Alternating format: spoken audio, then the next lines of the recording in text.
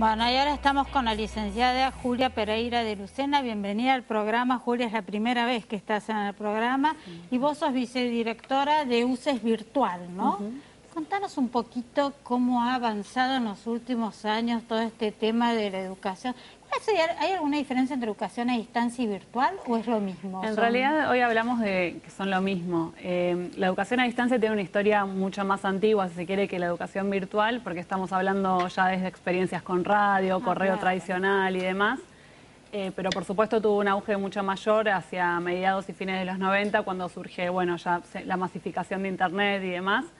Y claramente, bueno, al día de hoy, donde el acceso a Internet es mucho más generalizado, al menos en las grandes ciudades, la gente ya está estudiando cada vez más a distancia. Ya la educación a distancia no es más una promesa, un futuro, ya es una realidad, está en el presente. ¿Y cuál es la propuesta de UCES en ese rubro? No sé si está bien dicho, en ese rubro. Sí. Tenemos una oferta académica que abarca desde posgrado, tenemos 2 especializaciones en funcionamiento, una especialización en gestión de bibliotecas y una en docencia universitaria en ciencias empresariales y sociales. Y además tenemos varios cursos de extensión que abarcan distintas áreas, desde algo de salud, innovación y cambio, estudios interdisciplinarios. Bueno, tenemos una oferta bastante amplia y variada. Ya hago una pregunta más y después te dejo. Vos estás hablando que tienen mucha oferta en todo el área de extensión, ¿no? O sea, en el área de extensión no necesitas, para hacer un curso de extensión, creo que no necesitas ser no hay profesional, no hay requisito previo. O sea que lo puede hacer toda la comunidad. Y cursos de qué áreas, por ejemplo. O sea, si yo me quiero hacer un curso de, no sé, del área, porque ustedes son muy fuertes en todo el área empresarial, ¿lo puedo hacer vía virtual? ¿Cuáles son los requisitos? ¿No tengo que tener ningún requisito? En realidad depende también del curso específicamente, por ahí sí hay algún requisito en particular dependiendo de las características. Por ejemplo, tenemos un curso sobre innovación en modelo de negocios y otro en gestión de talento. Entonces, bueno, ahí también vamos a tener un curso en gestión de proyectos, project management. Entonces ahí, bueno, tiene cierta orientación. Digamos, de todas maneras, nosotros cuando recibimos a los interesados los orientamos de acuerdo a los objetivos, los destinatarios del curso y demás, como para poder, claro, porque también un poco el secreto, si se quiere, está en poder ofrecer lo que la gente está necesitando, pero también realmente darse cuenta de qué público está dirigido y poder también actuar en consecuencia, porque si no es difícil hacer una oferta que, por ejemplo, para un gerente de alguna empresa, tiene que tener el nivel adecuado el curso, ¿no? Bueno, eso también pasa en presencial, por supuesto. Carlos, dale. ¿Sabes que cuando hice el comentario al inicio y que vos le preguntaste la diferencia entre la educación a distancia y la educación virtual, me hizo acordar el primer curso que yo recuerdo haber hecho de educación a distancia y que era por correo, como se señaló acá, fue en el año 71. Y yo creo que debe haber sido uno de los primeros que se deben haber hecho en ese entonces. Es probable, en realidad no, creo que preexistía porque se enseñaba electrónica en ese momento a distancia, pero en realidad en el año 71 yo era estudiante todavía, estudiante, y te mandaban, ¿no? Pero claro, era totalmente a distancia, en el sentido que no había ninguna interacción con el profesor, como puede ser realmente ahora. La pregunta que en realidad siempre viene cuando hablamos de educación a distancia y que a mí me preocupa es un poco las opiniones, y en este caso vos que sos una experta en educación, si vos crees que para la idiosincrasia argentina es factible poder estudiar a distancia en el sentido sajón. Yo le llamo sentido sajón a chicos que estudian desde su casa, relacionados con el centro educativo, en este caso la universidad. ¿Esto es factible? ¿Funciona acá? Bueno, si estamos hablando del nivel superior, yo creo que sí. Por lo menos desde nuestra experiencia y lo que veo compartiendo con otras personas también a cargo de distintas áreas de educación a distancia de otras universidades e instituciones, vemos que suele ser más exitoso sobre todo en posgrados, porque el alumno ya tiene cierto régimen de estudios, autodisciplina, realmente tiene la necesidad, tiene otra edad, y tiene la necesidad en relación al tiempo y al espacio, porque ya pensar el tiempo que se ahorran de viaje, porque no tienen que transitar por lo menos por la ciudad de Buenos Aires, o incluso gente del interior, que por supuesto también tienen derecho a acceder a la oferta académica, y no todos pueden viajar para estudiar. Y también en relación a los tiempos, en el sentido de que uno puede tener flexibilidad sobre cuándo estudia y cuando demás. Cuando es asincrónica. Cuando es asincrónica. Y si es sincrónica también existe la posibilidad, dependiendo de la carrera y demás, que se filme ese encuentro y el alumno pueda acceder también de manera sincrónica posteriormente. Depende también de los requisitos que uno... ¿Algún estudio de la deserción? Si es más alta, si es más baja.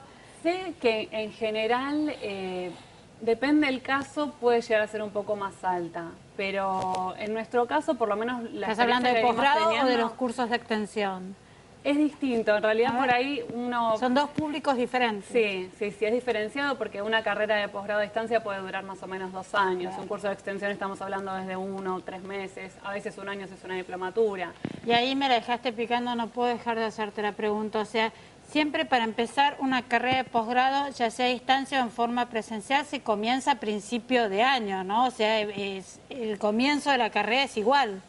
En realidad, bueno, no también sé si en presencial claro puede pasar que la oferta empiece a mitad de año, en el segundo cuatrimestre, digamos. Uno se puede inscribir en el primero o en el segundo. Está bien, pero con el año calendario escolar. Te pregunto esto porque hay como un imaginario que en distancia, en forma virtual, me puedo enganchar en cualquier época del año. No, en nuestro modelo educativo no, porque requiere cierto recorrido. Si bien no suele haber muchas correlativas, sí suele pasar que, bueno, que a veces es más conveniente iniciar con ciertas materias y no tanto con otras. Claro.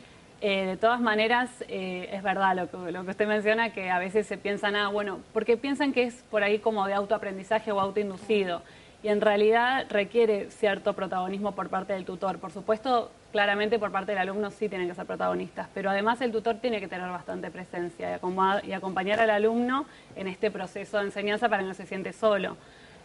Si no parece como antes, como comentaba el licenciado Tomasino, el alumno recibía el material, lo leía y con eso uno podía interpretar que había aprendido, pero realmente hoy entendemos el aprendizaje en un sentido mucho más amplio, en interacción entre pares, interacción con el tutor y demás, y entonces en ese sentido nosotros pensamos que es un modelo visto a la luz de hoy un poco más incompleto, si se quiere, el anterior, y hoy...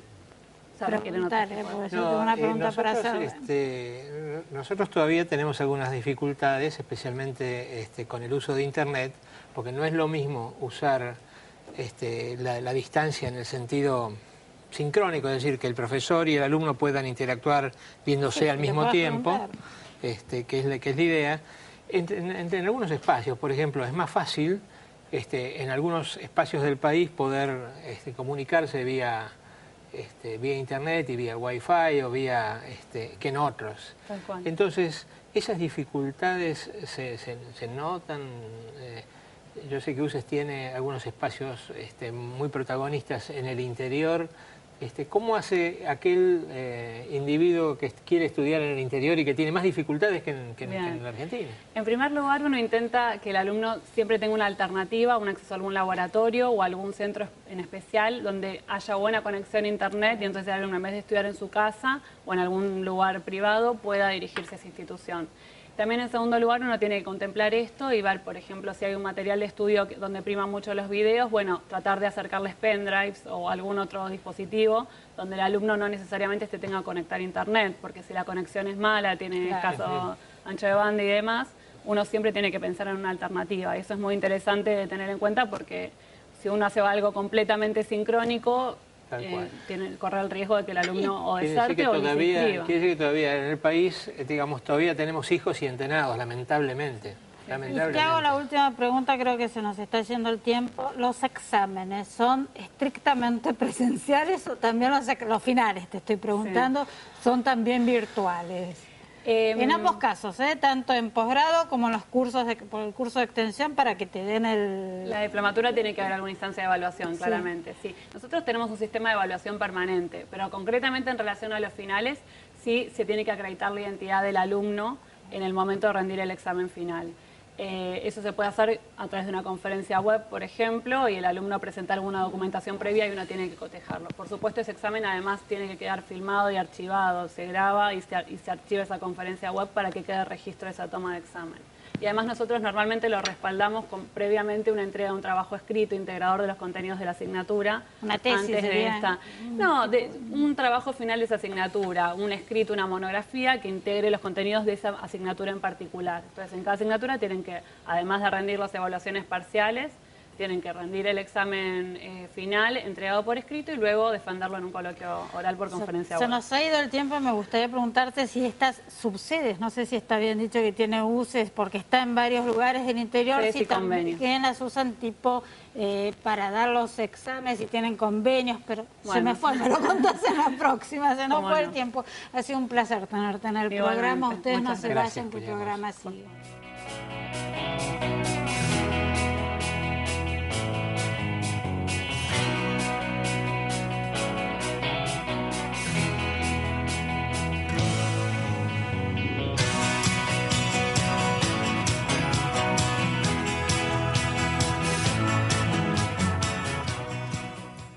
Universidad KS. Con el poder del conocimiento y del esfuerzo. Universidad KS. Aprender es mucho más que estudiar. Universidad Abierta Interamericana. www.uay.edu.ar. El futuro sos vos.